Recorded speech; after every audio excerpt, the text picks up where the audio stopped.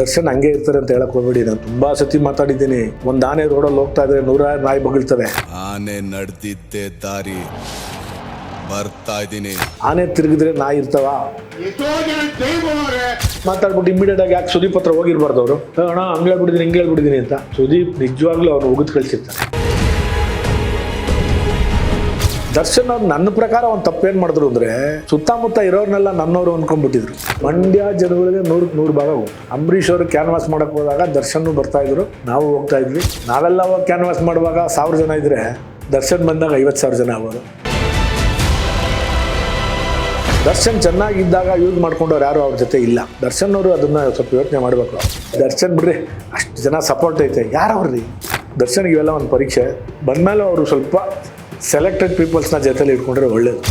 ಹೌದ್ರಿ, ಅಣ್ಣ ತಂದ್ರೆ ಜಗಳ ಆಡ್ಬೇಕಾದ್ರೆ ಇದರಲ್ಲೆಲ್ಲ ಸಹಜ ಅಲ್ವೇನ್ರಿ? ಹಂಗೆ ಅಂದ್ಬಿಟ್ಟು ದರ್ಶನ್ ಬಂದು ಸುದೀಪ್ ಮನೆ ಹಾಳು ಮಾಡಲ್ಲ, ಸುದೀಪ್ ಬಂದ್ಬಿಟ್ಟು ದರ್ಶನ್ ಮನೆ ಹಾಳು ಮಾಡಲ್ಲ. ಮಧ್ಯದವರು ಸುಮ್ಮನೆ ಇದ್ರೆ ಏನೂ ಪ್ರಾಬ್ಲಮ್ ಆಗಲ್ಲ. ಅವಾಗ ರಾಜ್ಕುಮಾರ್ ವಿಷ್ಣುವರ್ಧನ್ ಬಗ್ಗೆ ಎಷ್ಟೆಲ್ಲ ಮಾತಾಡೋರು. ರಾಜ್ಕುಮಾರ್ ವಿಷ್ಣುವರ್ಧನ್ ಚೆನ್ನಾಗಿರ್ಲಿಲ್ವಾ? ದರ್ಶನ್ ಬ್ಯಾಡ್ ಲಕ್ಕು, ಶನಿಮಾತ್ಮ ಹೆಗ್ಲೇರ್ಕೊಂಡಿರ್ಬೋದು. ಶನಿಮಾತ್ಮ ಬಿಟ್ಟು ಹೋಗ್ತಾನೆ, ಬಿಟ್ಟು ಹೋದ್ಮೇಲೆ ದರ್ಶನ್ ಅದಕ್ಕಿಂತ 10 ಪಟ್ಟು ಎತ್ತರಕ್ಕೆ ಬರಲಿಲ್ಲ ಅಂದರೆ ನಾನು ಮೀಸೆ ತೆಗೆಸ್ಕೊಂಡು. ದರ್ಶನ್ ಅವ್ರದ್ದು ಪ್ರಕರಣ ನೋಡಿ, ಒಂದು ಒಳ್ಳೆ ಸ್ಟಾರ್ಗಿರಿ ಇದ್ದಂತ ಸಂದರ್ಭದಲ್ಲಿ ದರ್ಶನ್ ಅವ್ರಿಗೆ ಸಡನ್ಲಿ ಬೀಳ್ತಾರೆ. ಕೆಳಗಡೆ ಬಿದ್ದರೆ ಆಳಗೊಂದು ಕಲ್ಲು ಅನ್ನುವಂತೆ ದರ್ಶನ್ ಅವರು ಜೈಲಲ್ಲಿ ಇರುವಂತ ಇಂಥ ಸಂದರ್ಭದಲ್ಲಿ ಕನಕಪುರ ಶ್ರೀನಿವಾಸ್ ಅವರು ಕೂಡ ಅವ್ರ ಬಗ್ಗೆ ಮಾಡಿದಂತ ಒಂದು ಆರೋಪ, ಅದೆಲ್ಲ ಏನ್ ಅನ್ಸುತ್ತೆ? ಇವತ್ತಿನ ಪರಿಸ್ಥಿತಿಲಿ ಏನು ಗೊತ್ತಾ, ಕೆಳಗೆ ಬಿದ್ದಾಗ ತಲಾ ಒಂದೊಂದು ಕಲ್ಲು ಅಂತ ಹೊಡಿತಾರೆ. ಇವತ್ತು ದರ್ಶನ್ ಕೆಳಗಡೆ ಬಿದ್ದಿರ್ಬೋದು, ಕನಕಪುರ ಶ್ರೀನಿವಾಸ್ ಕಲ್ಲು ಹೊಡಿತಾ ಇರ್ಬೋದು. ದರ್ಶನ್ ಹಂಗೆ ಇರ್ತಾರೆ ಅಂತ ಹೇಳಕ್ ಹೋಗ್ಬೇಡಿ. ನಾನು ತುಂಬಾ ಸತಿ ಮಾತಾಡಿದ್ದೀನಿ. ಒಂದು ಆನೆ ರೋಡಲ್ಲಿ ಹೋಗ್ತಾ ಇದ್ರೆ 100 ನಾಯಿ ಬಗಳ್ತವೆ. ಆನೆ ತಿರುಗಿದ್ರೆ ನಾಯಿ ಇರ್ತಾವ? ಇದೇ ದರ್ಶನ್ ಅವ್ರ ಬಗ್ಗೆ ನಾನು ಎಕ್ಸಾಂಪಲ್ ಕೊಟ್ಟು ಹೇಳಿದ್ದೀನಿ, ನಿಮ್ಮ ಸ್ಟುಡಿಯೋಲೇ ಹೇಳಿದ್ದೀನಿ. ಇನ್ನೂ ಒಂದು ಹೇಳ್ತೀನಿ ಕೇಳಿ. ದರ್ಶನ್, ನಾನು ನೋಡಿದ್ದು ದರ್ಶನ್ ತುಂಬ ಒಳ್ಳೆಯ ವ್ಯಕ್ತಿ, ಹೆಲ್ಪಿಂಗ್ ನೇಚರ್ ಇರೋ ವ್ಯಕ್ತಿ. ಆಗಲೇ ಹೇಳಿದೆ ನಿಮಗೆ, ನಾವು ಕ್ಲೀನ್ ಆಗಿರೋ ಅಕ್ಕಿ ಅಂತ ತಂದರೆ 1-2 ಕಲ್ಲಿರ್ತವೆ, ಕಲ್ಲು ತೆಗೆದು ಹಾಕ್ಬೇಕಷ್ಟೇ. ಹಂಗೆ ಅಂದ್ಬಿಟ್ಟು ಅಕ್ಕಿನೇ ನಾವು ಕಳಪೆ ಅಂತ ಹೇಳೋಕ್ಕಾಗಲ್ಲ. ನಾನು ನೋಡಿರೋ ವ್ಯಕ್ತಿ ದರ್ಶನ್ ತುಂಬ ಒಳ್ಳೆಯ ವ್ಯಕ್ತಿ. ಇವತ್ತು ಇನ್ಸಿಡೆಂಟ್ ಎಲ್ಲ ನನಗೆ ಗೊತ್ತಿಲ್ಲ. ನನಗೆ ಗೊತ್ತಿಲ್ಲದೆ ನಾನು ಮಾತಾಡೋದು ತಪ್ಪಾಗ್ತದೆ. ತಪ್ಪು ಮಾತಾಡಿದ್ರೆ ನಾನು ಅಪರಾಧಿ ಆಗ್ಬಿಡ್ತೀನಿ. ದರ್ಶನ್ ಅವ್ರು ನನ್ನ ಪ್ರಕಾರ ಒಂದು ತಪ್ಪೇನು ಮಾಡಿದ್ರು ಅಂದರೆ, ಸುತ್ತಮುತ್ತ ಇರೋರ್ನೆಲ್ಲ ನನ್ನವರು ಅಂದ್ಕೊಂಡ್ಬಿಟ್ಟಿದ್ರು. ನೆವರ್. ದರ್ಶನ್ ಯಾರ್ಯಾರಿಗೆ ಹೆಲ್ಪ್ ಮಾಡೋರು ಅವ್ರು ಯಾರು ಇವತ್ತು ಅವ್ರ ಹಿಂದೆ ಇಲ್ಲ ರೀ. ನಾನು ದರ್ಶನ್ ಅವರು ಮರ್ಡರ್ ಮಾಡೋರ ಬಿಟ್ಟವ್ರ ನನಗೆ ಗೊತ್ತಿಲ್ಲ, ನಾನು ಅದ್ರ ಬಗ್ಗೆ ಮಾತಾಡಲ್ಲ. ಬಟ್ ದರ್ಶನ್ ಚೆನ್ನಾಗಿದ್ದಾಗ ಯೂಸ್ ಮಾಡ್ಕೊಂಡವ್ರು ಯಾರು ಅವ್ರ ಜೊತೆ ಇಲ್ಲ. ದರ್ಶನ್ ಅವರು ಅದನ್ನ ಸ್ವಲ್ಪ ಯೋಚನೆ ಮಾಡಬೇಕು. ನಿಮ್ಮ ಒಂದು ಎಕ್ಸಾಂಪಲ್ ಹೇಳ್ತೀನಿ, ಹೇಳ್ಬೇಕು ಹೇಳ್ಬಾರ್ದು ನಂಗೆ ಗೊತ್ತಾಗ್ತಲ್ಲ, ಹೇಳ್ತೀನಿ. ಶನಿ ಮಹಾತ್ಮನ ಕತೆ ಕೇಳಿದ್ದೀರಾ? ವಿಕ್ರಮಾದಿತ್ಯ ಎಂಥ ಮಹಾನ್ ರಾಜ ಅವನು. ಶನಿ ಮಹಾತ್ಮ ಅವನಿಗೆ ಇಟ್ಕೋಬೇಕಾದ್ರೆ ಎಷ್ಟೆಷ್ಟು ಕಷ್ಟ ಕೊಡ್ತಾನೆ, ಕೊಡಬಾರ್ದೇ ಇರೋ ಕಷ್ಟ ಕೊಡ್ತಾನೆ, ಕಳ್ಳನ ಪಟ್ಟ ಕೊಡ್ತಾನೆ. ಕೊನೆಗೆ ಹೋಗುವಾಗ ಏನು ಕೊಟ್ಬಿಟ್ಟು ಹೋಗ್ತಾನೆ ಹೇಳಿ?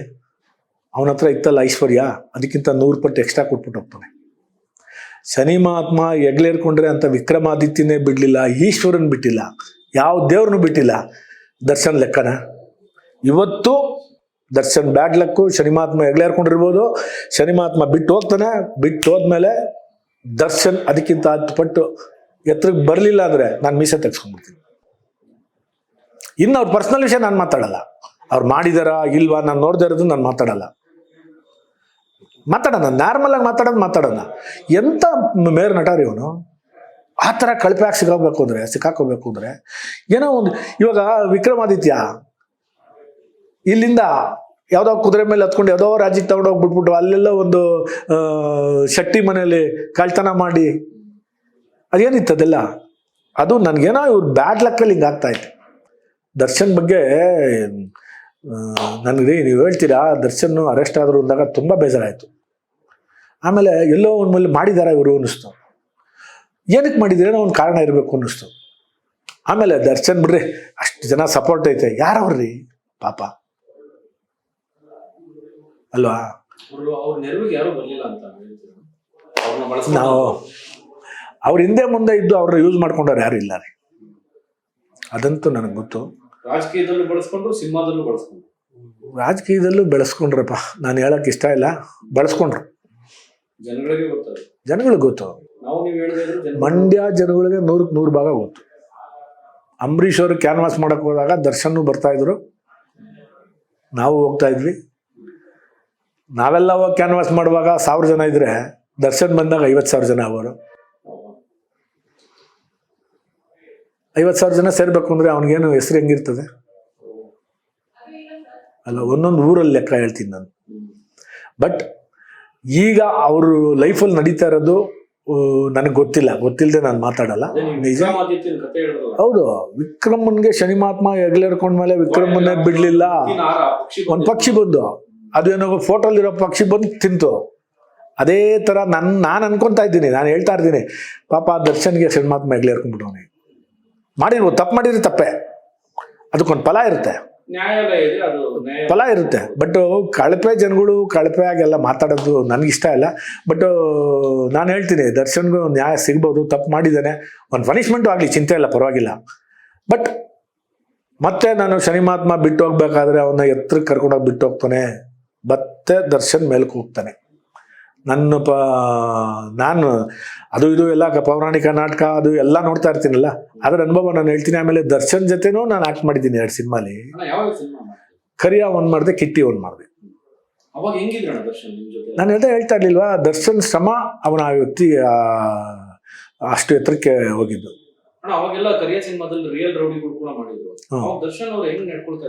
ನಾರ್ಮಲ್ ಅಷ್ಟೇ. ರೌಡಿ ಅಂತ ಏನು ತಲೆ ಬಗ್ಗಿಸ್ತಾ ಇರ್ಲಿಲ್ಲ, ಇವನೇನು ಕಳಪೆ ಅಂತ ಏನು ತಲೆ ಎತ್ತಾ ಇರ್ಲಿಲ್ಲ, ನಾರ್ಮಲ್ ಆಗಿರೋರಿ. ನನ್ನ ಎಕ್ಸ್ಪೀರಿಯನ್ಸ್ ಕರಿಯಾ ಫಿಲಮ್ ಅಲ್ಲಿ 2 ಗಂಟೆ ಪ್ಯಾಕಪ್ ಆಯ್ತು, ಬೆಳಿಗ್ಗೆ 6 ಗಂಟೆಗೆ ಶೂಟಿಂಗ್ ಬಂದವ್ರೆ ಅವರು. ಕಷ್ಟಪಟ್ಟವನೇ ಮನುಷ್ಯ. ಡಿಸಿಪ್ಲಿನ್ ಇತ್ತು. ನಾನು ಅದೇ ಹೇಳೋದು, ಒಂದು ಎತ್ತರಕ್ಕೆ ಬೆಳೆದ್ಮೇಲೆ ಆ ಗತ್ತಿರ್ಲೇಬೇಕು, ಇಲ್ಲಾಂದ್ರೆ ನಮ್ಮ ಜನ ನಮ್ಮನ್ನ ಯೂಸ್ ಮಾಡ್ಕೊಳ್ಳೋದೇ ದುರ್ಬಳಕೆ ಮಾಡ್ಕೊತಾರೆ. ನಾನು ಹೇಳ್ದೆ, ನನ್ನ ಕಾಲಿಗೆ ಬಿದ್ದವ್ರು ನನ್ನ ಕಾಲು ಎಳೆದ್ರು ಅಂತ ಹೇಳಿದ್ನಲ್ಲ, ಬೇಡ. ಯಾಕೆ? ನಾನು ಮಾಡಿದ ತಪ್ಪಾನೆ ಅದು. ಇವಾಗ ನಾನು ನಿಮ್ಮ ಹೆಲ್ಪ್ ಮಾಡಿದ್ರೆ ನೀವು ನನಗೆ ಕೆಟ್ಟದ್ದು ಮಾಡಕ್ ಸಾಧ್ಯ. ಸುಮ್ಮನೆ ನಾರ್ಮಲ್ ವ್ಯಕ್ತಿ ನನಗೆ ಕೆಟ್ಟದ್ದು ಮಾಡಕ್ ಆಗಲ್ಲ. ಯಾಕೆ ಮಾಡ್ತಾನೆ? ನಿಮ್ಮ ಅನುಭವದಲ್ಲಿ ಕೆಟ್ಟದ್ದು ಮಾಡೋದು ನಮ್ಗೆ ಯಾರು ಮಾಡೋದು? ನಮ್ಮ ಹತ್ರ ಹೆಲ್ಪ್ ತಗೊಂಡವ್ರು 100% ನಮ್ಮ ಹತ್ರ ಹೆಲ್ಪ್ ತಗೊಂಡವ್ರೆ ನಮಗೆ ಕೆಟ್ಟದ್ದು ಮಾಡೋದು. ಯಾರು ಸೇರ್ತಾರಣ್ಣ ಲಿಸ್ಟಲ್ಲಿ? ತುಂಬಾ ಜನ ಅವರಮ್ಮ, ಬಂಧು ಬಳಗ, ಸ್ನೇಹಿತರ, ಎಲ್ಲದರಲ್ಲೂ ಸಿಗ್ಬೋದು. ಬಂಧುಗಳಲ್ಲಿ ಸ್ವಲ್ಪ ಕಮ್ಮಿ ಇರ್ತದೆ,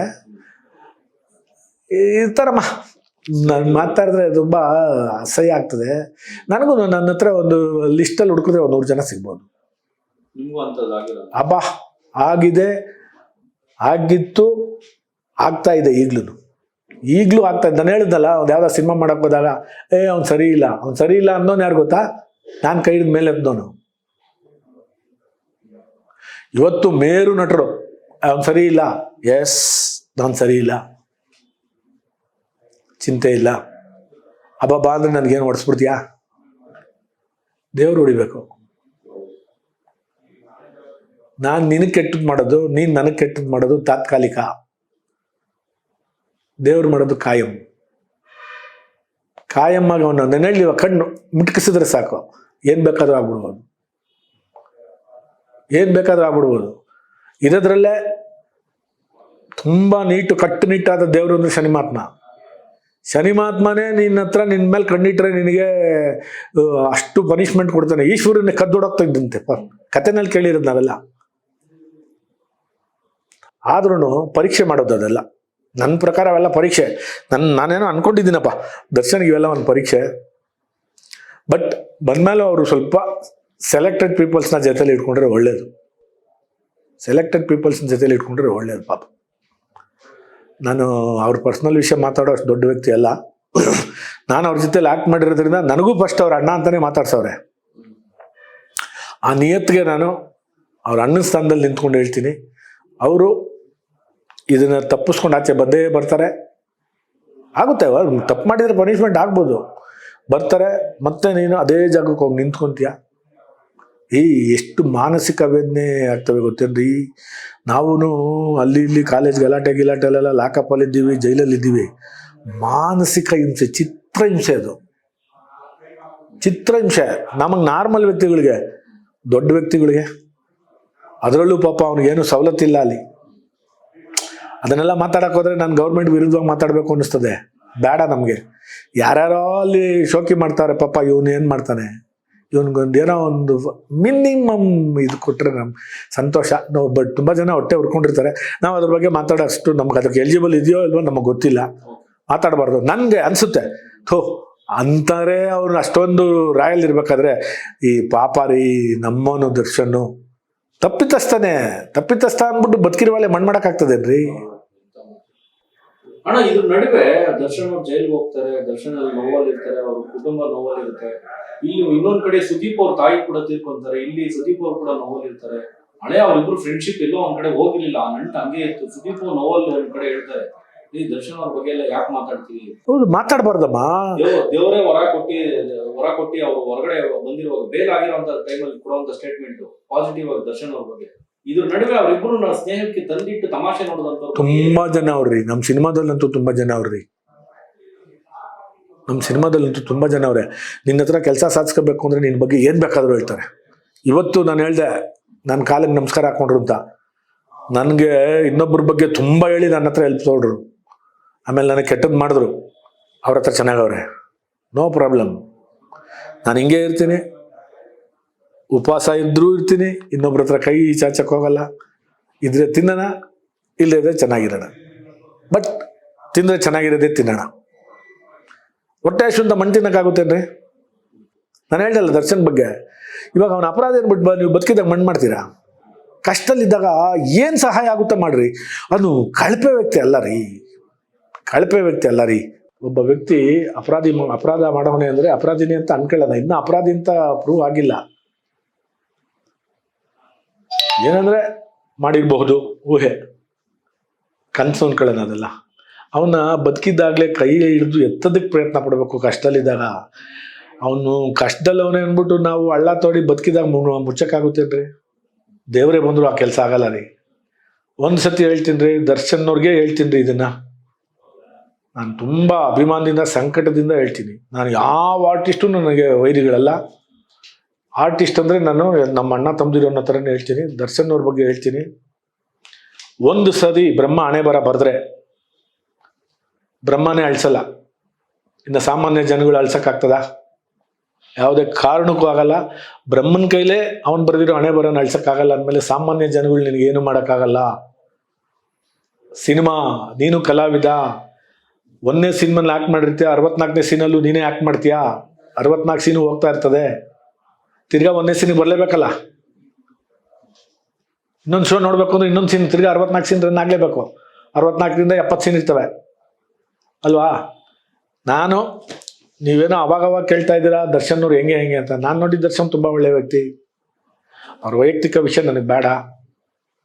ಕೆಲವರು ಸುದೀಪ್ ಅವ್ರಿಗೂ ದರ್ಶನ್ ಅವ್ರು ತಂದಿಡೋ ಅಂತ ಕೆಲಸ ಮಾಡಿದ್ರು, ಇನ್ ಕೆಲವರು ದೊಡ್ಡ ಮನೆಗೂ ದರ್ಶನ್ ಅವ್ರಿಗೂ ತಂದಿಡೋ ಅಂತ ಕೆಲಸ ಮಾಡಿದ್ರು. ಅದ್ರ ಬಗ್ಗೆ ಏನ್ ಹೇಳ್ತೀರಣ್ಣ? ಸರ್ ನಾನು ಹೇಳ್ತೀನಿ, ನಾನು ಹಿರಿಯ ಕಲಾವಿದ ಅಂತ ಹೇಳಲ್ಲ, ಸಣ್ಣ ಕಲಾವಿದ, ವಯಸ್ಸಾಗಿದೆ, ಹಿರಿಯ ಅಂತ ಹೇಳ್ಕೊಬೋದು ಅಷ್ಟೇ. ಬಟ್ ತಂದಿಕ್ಕೋರು ತುಂಬಾ ಜನ ಇರ್ತಾರ್ರಿ. ದರ್ಶನ್ ಬೆಳೀತಾ ತುಳಿಯೋಕ್ಕೂ ನೋಡಿದ್ರ? ಎಲ್ಲಾರ್ಗು ಮಾಡಿರ್ತಾರೆ. ನನಗೂ ಮಾಡವ್ರೆ. ನನ್ನ ಸಿನಿಮಾ ಕಿತ್ತಾಕ್ಬಿಟ್ಟು ಇನ್ಯಾರೋ ಮಾಡವ್ರೆ.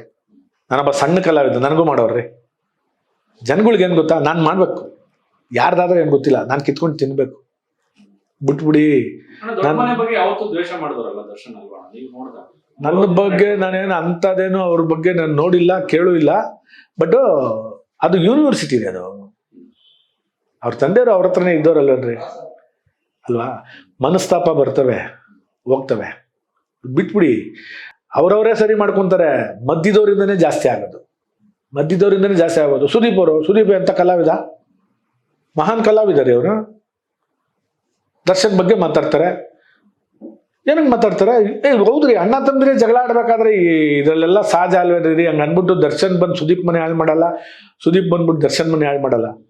ಮಧ್ಯದವರು ಸುಮ್ಮನೆ ಇದ್ರೆ ಏನೂ ಪ್ರಾಬ್ಲಮ್ ಆಗಲ್ಲ. ಅವಾಗ ರಾಜ್ಕುಮಾರ್ ವಿಷ್ಣುವರ್ಧನ್ ಬಗ್ಗೆ ಎಷ್ಟೆಲ್ಲ ಮಾತಾಡೋರು. ರಾಜ್ಕುಮಾರ್ ವಿಷ್ಣುವರ್ಧನ್ ಚೆನ್ನಾಗಿರ್ಲಿಲ್ವಾ? ರಾಜ್ಕುಮಾರ್ ಸತ್ತಾಗ ವಿಷ್ಣುವರ್ಧನ್ ಬರಲಿಲ್ವಾ? ವಿಷ್ಣುವರ್ಧನ್ ಸತ್ತಾಗ ರಾಜ್ಕುಮಾರ್ ಇದ್ದಿದ್ರೆ ಬರ್ತಾ ಇರ್ಲಿಲ್ವಾ? ಯಾಕೆ ಜನಗಳು ಅದನ್ನೆಲ್ಲ ರಬ್ಬರ್ ಥರ ಎಳಿತಾರೋ ನನಗಂತೂ ಅರ್ಥ ಆಗಲ್ಲ. ನಾನು ಹೇಳ್ತೀನಪ್ಪ, ನಾನು ಏನೋ ಜನ ಹೇಳಿರೋದು ನನ್ನ ಕಿವಿಗೂ ಬಿದ್ದಿರ್ತವೆ. ಅವರು ಅಂಥ ವೈಯಕ್ತಿಕ ದ್ವೇಷಗಳೆಲ್ಲ ಏನಿಲ್ಲ ರೀ. ದ್ವೇಷ ಅಂದರೆ ಏನು ಗೊತ್ತಾ? ಈ ರೌಡಿಸಮಲ್ಲಿ ಇರ್ತಾವಲ್ಲ, ಹಿಂಗೆ ಮಾಡಿದ್ರೆ ನಾನು ಅವ್ನು ಹೊಡಿಬೇಕು ಆ ಥರ ಏನು ಮಾಡೋರ್ರಿ? ನಿನ್ನ ಯೋಗ್ಯತೆಗೆ ತಕ್ಕನಾಗಿ ನಿನಗೆ ಫಲ ಸಿಗ್ತಾ ಐತೆ, ಅವ್ರ ಯೋಗ್ಯತೆಗೆ ತಕ್ಕನಾಗ ಅವ್ರಿಗೆ ಫಲ ಸಿಗ್ತಾ ಐತೆ. ಇವತ್ತು ನಿನಗೆ ಸಿಗ್ತಾ ಇರ್ಬೋದು, ನಾಳೆ ಅವನಿಗೆ ಸಿಗ್ಬೋದು, ಮತ್ತೆ ಇನ್ನೊಬ್ಬನಿಗೆ ಸಿಗ್ಬೋದು, ಇನ್ನಾರೋ ಹೊಸ ಬೆಳ್ಕೊಂಬರ್ಬೋದು. ನಮ್ಮ ಜನಗಳು ಅದೇ ಹೇಳೋದು. ಈಗ ದರ್ಶನ್ ಬಗ್ಗೆ ಇವ್ರು ಮಾತಾಡಿದ್ರು, ಕನಕಪುರ ಶ್ರೀನಿವಾಸ್, ಪುನೀತ್ ಬಗ್ಗೆ ಮಾತಾಡಿದ್ರು. ಅವ್ರಿಬ್ಬರ ಬಗ್ಗೆ ಮಾತಾಡ್ಬಿಟ್ಟು ಇಮ್ಮಿಡಿಯೇಟ್ ಆಗಿ ಯಾಕೆ ಸುದೀಪ್ ಹತ್ರ ಹೋಗಿರ್ಬಾರ್ದು ಅವರು? ಅಣ್ಣ ಹಂಗೆ ಹೇಳ್ಬಿಟ್ಟಿದ್ದೀನಿ, ಹಿಂಗೆ ಹೇಳ್ಬಿಟ್ಟಿದ್ದೀನಿ ಅಂತ. ಸುದೀಪ್ ನಿಜವಾಗ್ಲೂ ಅವ್ರನ್ನ ಉಗಿದು ಕಳಿಸಿರ್ತಾರೆ. ಇವತ್ತು ಅವ್ರ ಬಗ್ಗೆ ಮಾತಾಡಿದ್ಯಾ, ನಾಳೆ ನನ್ನ ಬಗ್ಗೆನೂ ಮಾತಾಡ್ತೀಯಾ ಅಲ್ವಾ, ಹೋಗಯ್ಯ ಅಂತ ಕಳಿಸಿರ್ತಾರೆ. ಯಾರನ್ನು ಒಬ್ಬ ವ್ಯಕ್ತಿ ದೊಡ್ಡ ವ್ಯಕ್ತಿ ಆದ್ಮೇಲೆ ಅವನಿಗೊಂದು ಗತ್ತಿರ್ತದೆ, ಗತ್ತನ್ನ ಮೇಂಟೈನ್ ಮಾಡಲೇಬೇಕ್ರಿ. ಇವಾಗ ನಾನು ನೋಡಿದ್ದೀನಿ, ಕ್ರಿಕೆಟ್ ಆಡುವಾಗ ಶಿವರಾಜ್ ಕುಮಾರ್ ಅವ್ರಿಗೆಲ್ಲ ಬೈತಿದ್ರು. ಏನು ಬೈತಾರೆ? ಇವಾಗ ನಾವು ಕ್ರಿಕೆಟ್ ಪ್ಲೇಯರ್ಗಳು ರೀ, ವಿಕೆಟ್ಗಳು ತಗೊಂಡು ಹೊಡೆದಾಡ್ಕೊಂಡಿದ್ದೀವಿ ರೀ, ತಲೆ ಎಲ್ಲ ಹೊಡೆದಾಡ್ಕೊಂಡಿದ್ದೀವಿ, ಕಾಲೇಜ್ ಗೇಟಿಂದ ಒಳಗಡೆ ಹೆಗಲ ಮೇಲೆ ಕೈ ಹಾಕೊಂಡು ಹೋಗ್ತಿದ್ವಿ. ಅವೆಲ್ಲ ಅಷ್ಟೇ ತಾತ್ಕಾಲಿಕ. ಊಟಕ್ಕೆ ಉಪ್ಪಿನಕಾಯಿ ಹೆಂಗೋ ಹಂಗೆ ಇದು ಅನ್ಸ್ತಪ್ಪ. ಖಾರ ತಿಂದ್ರೆ ಕಾಯಿಲೆ ಕಮ್ಮಿ. ಅವರೇ ನಿಯತ್ತಾಗಿರ್ತಾರೆ ಜಗಳ ಆಡೋರು, ಮಳ್ಳಿ ಥರ ಇರೋರು. ನಾನು ಅದೇ ಹೇಳೋದು, ಎಲ್ಲಿಕ್ಬೇಕೋ ಅಲ್ಲಿ ಇಕ್ಬಿಟ್ಟು ಹೋಗ್ಬಿಟ್ಟಿರ್ತಾರೆ. ಯಾವತ್ತು ಹಿತೈಷಿಗಳು ಯಾರು ಅಂದ್ರೆ ನಮಗೆ ನಮ್ಮ ದುಶ್ಮನ್ಗಳು, ನಮಗೆ ಬೈಯೋರು. ಈಗ ಅನ್ಕೊಂಬಿಟ್ಟವ್ರೆ ಜಾಸ್ತಿ ತಿಳುವಳಿಕೆ ಹೇಳಿದ್ರೆ ಇವನೇನು ಇವನು ಬುದ್ಧಿನೇ ಇಲ್ಲ ಅಂತಾರೆ. ಬೈಯೋರು ಬದುಕಕ್ಕೆ ಹೇಳ್ತಾರಂತೆ. ಬೆನ್ಸ್ ಅವ್ರವ್ರು ಏನು ಕೇಳಿ ನಿನ್ನ ಉಪಯೋಗಿಸ್ಕೊಳಕ್ಕೆ ಮಾಡ್ತಾರೆ. ದೊಡ್ಡಣ್ಣವ್ರು 2-3 ಸತಿ ಹೇಳವ್ರೆ, ಬೈಯೋರ ಹತ್ರ ಕಿಲಿಬಿರಲ್ಲ, ಬೈಯೋರ್ ಬಾಯಲ್ಲಿ ಏನಾಯ್ತು ಅದನ್ನ ಮಾತಾಡ್ಬಿಡ್ತಾರೆ. ನಿನ್ನನ್ನು ಮೆಚ್ಚಿಸಿ ನಾವು ಅನ್ನ ತಿನ್ನೋದಕ್ಕೆ ನಾವ್ಯಾರ್ರಿ? ನನಗೆ ಮೆಚ್ಚಿಸಿ ಅನ್ನ ಕೊಡ್ಬೇಕು, ಮೆಚ್ಕೊಂಡು ಅನ್ನ ಕೊಡ್ಬೇಕು ಅಂತ ದೇವ್ರಿ. ಒಬ್ಬ ವ್ಯಕ್ತಿ ಕೊಡ್ತಾನೇನ್ರಿ? ದೇವ್ರು ವ್ಯಕ್ತಿ ಮುಖಾಂತರನೇ ಕೊಡೋದು, ದೇವ್ರು ಬಂದು ಕೊಡಕ್ಕಾಗಲ್ಲ. ದೇವ್ರು ದಾರಿ ತೋರಿಸ್ತಾನೆ ಅಷ್ಟೇ ನಮಗೆಲ್ಲ ಅಲ್ವಾ. ಅದಕ್ಕೆ ನಾನು ಹೇಳ್ತೀನಿ ನಿಮ್ಮ ಕನಕಪುರ ಶ್ರೀನಿವಾಸ್ ಅವ್ರಿಗೆ, ಇನ್ನೆಲ್ಲೂ ದಯವಿಟ್ಟು ಸ್ವಾಮಿ ನಿಮ್ಮ ಕೈ ಮುಗಿದು ಕೇಳ್ಕೊತಾ ಇದ್ದೀನಿ, ಯಾರು ಕಲಾವಿದರ ಬಗ್ಗೆ ಮಾತಾಡಕ್ಕೆ ಹೋಗ್ಬೇಡಿ. ಕಲಾವಿದರು ಯಾರು ಕಳಪೆ ವ್ಯಕ್ತಿಗಳಲ್ಲ, ಕಳ್ಳರಲ್ಲ, ಕೆಟ್ಟ ವ್ಯಕ್ತಿಗಳಲ್ಲ. ನೀವು ದರ್ಶನ್ ಓಡೋ ಕುದುರೆ ಅಂತ ಅವ್ನಿಗೆ ಹೋಗಿ ದುಡ್ಡು ಕೊಟ್ಟಿದ್ದೀರಾ. ಬ್ಯಾಡ್ ಲಕ್ಕು, ಏನೋ ಒಂದು ಇನ್ಸಿಡೆಂಟ್ ಆಗೋಯ್ತು, ಬರ್ತದ ವಾಪಸ್ಸು. ಇದು ನೀವು ದೊಡ್ಡದು ಮಾಡ್ಬಿಟ್ಟು ಮೇಲೆ ಇವಾಗ ಎಷ್ಟು ಜನ ನಿಮ್ಗೆ ಅಸಹ್ಯ ಪಟ್ಬಿಟ್ರು ನಿಮ್ಮನ್ನು ನೋಡ್ಕೊಂಡು, ಚೀತು ಅಂದ್ರು ಅಲ್ವಾ. ಏನೋ ಆ ಬಗ್ಗೆ ಇವಾಗ ದರ್ಶನ್ ಅವ್ರ ಬಗ್ಗೆ ಮಾತಾಡ್ಬೇಕು ಅಂದ್ರೂ ಏನೋ ಎಲ್ಲ ಮೂಲೆ ಕೂತ್ಕೊಂಡ್ಬಿಡೋನೆ, ತಿನ್ನಕ್ಕೆ ಅನ್ನ ಇಲ್ಲ, ನಾನು ಕೈ ಹಿಡಿದು ಎಳ್ಕೊಂಬಂದೆ, ಮಾತಾಡೋದು ನಿನಗೆ ಯೋಗ್ಯತೆ ಇದ್ರೆ ಇಲ್ಲ. ಹಂಗೆ ದರ್ಶನ್ ಏನೂ ಇಲ್ಲದೆ ಇರುವಾಗ ಎತ್ಕೊಂಡ್ಬಂದಿದ್ರು ರಾಮಮೂರ್ತಿ ಬಗ್ಗೆ ನಾನು ಮಾತಾಡ್ತೀನಿ. ಇವತ್ತು ಅವ್ರ ಪ್ರೊಡ್ಯೂಸರ್ ಅಸೋಸಿಯೇಷನ್ ಪ್ರೆಸಿಡೆಂಟ್, ಅವರೆಲ್ಲ ದರ್ಶನ್ ಅವ್ರ ಜೊತೆ ಇದ್ದವರು, ಅವರೆಲ್ಲ ಎತ್ಕೊಂಡ್ಬಂದು ಒಂದು ಹಂತಕ್ಕೆ ನಿಲ್ಸಿದ್ರು. ಆಮೇಲೆ ಎಲ್ಲರೂ ಅವ್ರ ಹತ್ರಕ್ಕೆ ಹೋದ್ರಿ. ಏನಕ್ಕೆ ಹೋಗಿದ್ದು? ಅವನಿಂದ ದುಡ್ಡು ಮಾಡಬೇಕು ಅಂತ ಹೊರ್ತು ಅವನೇನು ಉದ್ಧಾರ ಮಾಡೋಕ್ಕಂತೂ ಹೋಗಿಲ್ಲ. ನೀನು ಇಷ್ಟೆಲ್ಲ ಕಳಪೆ ಆಗಿ ಮಾತಾಡೋದು, ನಿಮ್ಮ ಮನೆ ಮುಂದೆ ಯಾರಾದ್ರೂ ಭಿಕ್ಷೆ ಬೇಡ್ಕೊಂಬಂದ್ರೆ ಅಂತ ತನ್ನ ಹಾಕ್ತೀಯ ನೀನು? ಅನ್ನ ನೀನು ಯಾರೋ 4 ಜನ ನೋಡೋಕೆ ಹಾಕಿದ್ರೆ ಅದು ಭಿಕ್ಷೆ ಕೊಟ್ಟಂಗಲ್ಲ, 4 ಜನ ಮೆಚ್ಚಲಿ ಅಂತ ಕೊಡೋದು. ಅದು ಹುಡ್ಕೊಂಡೋಗಿ ಕೊಡು. ನೀನು ಎಲ್ಲೆಲ್ಲಿ ಭಿಕ್ಷುಕರು ಕೂತಾರೋ ಅಲ್ಲೆಲ್ಲ ಹುಡ್ಕೊಂಡೋಗಿ ಕೊಡು, ನಿನ್ನ ಒಪ್ಕೊಂತೀನಿ. ಹಂಗ ಅಂದ್ಬಿಟ್ಟು ಬೆಳೆದಿರೋ ವ್ಯಕ್ತಿ ಬಗ್ಗೆ ಕಳಪೆ ಆಗಿ ಮಾತಾಡೋದು ತಪ್ಪು. ಕನಕಪುರ ಶ್ರೀನಿವಾಸ್ ಅವರೇ, ಕಲಾವಿದರ ಬಗ್ಗೆ ಮಾತಾಡಬೇಡಿ. ಅದರಲ್ಲಿ ದರ್ಶನ್ ಅವ್ರ ಬಗ್ಗೆ ಮಾತಾಡಿದ ತಪ್ಪು, ಪುನೀತ್ ಅವ್ರ ಬಗ್ಗೆ ಮಾತಾಡಿದ ತಪ್ಪು, ಪ್ರೇಮ್ ಬಗ್ಗೆ ಮಾತಾಡಿರೋ ತಪ್ಪು. ಪುನೀತ್ ಅವ್ರ ಬಗ್ಗೆ ಮಾತಾಡೋದಕ್ಕೆ ನಿಮ್ಗೆ ಯೋಗ್ಯತೆ ಒಂದು ಕೂದಲಷ್ಟಿಲ್ಲ. ದೊಡ್ಡ ಆಲದ ಮರದ ಕೆಳಗೆ ಬೆಳೆದಿರೋಂಥ ವ್ಯಕ್ತಿ ಅದು, ದೊಡ್ಡ ಯೂನಿವರ್ಸಿಟಿ ಅದು. ಇವತ್ತು ನಾನು ಹೇಳಿದ್ನಲ್ಲ, 5th ಕ್ಲಾಸ್ಗೆ ಶಿವರಾಜ್ ಕುಮಾರ್ ತಂಗಿ ಮಗ ಬರ್ತಾರೆ, ಆ ವಿನಯ. ನಾನು ನನ್ನ ಮಗನಿಗೆ ಹೇಳ್ದೆ, ನೋಡೋ ಅವ್ರು ಯಾಕೆ ಒಳ್ಳೆ ಕಲಾವಿದರಾಗ್ತಾರೆ, ಕಲೆ ಯಾಕೆ ಅವ್ರು ಕೈ ಹಿಡಿತದೆ ಅಂದರೆ ಅವರಲ್ಲಿರೋ ವಿನಯ. ಸಿನಿಮಾದಲ್ಲಿ ವಿದ್ಯೆಗಿಂತ ವಿನಯ ಮುಖ್ಯ. ನೀನು ಡಬಲ್ ಡಿಗ್ರಿ ತಗೊಂಡಿರೋ ಸಿನಿಮಾದಲ್ಲಿ ಏನ್ರಿ ಕಿತ್ತಾಗ್ತಾನೆ? ವಿನಯ ಇರ್ಬೇಕ್ರಿ, ತಗ್ಗಿ ಬಗ್ಗೆ ನಡಿಬೇಕು.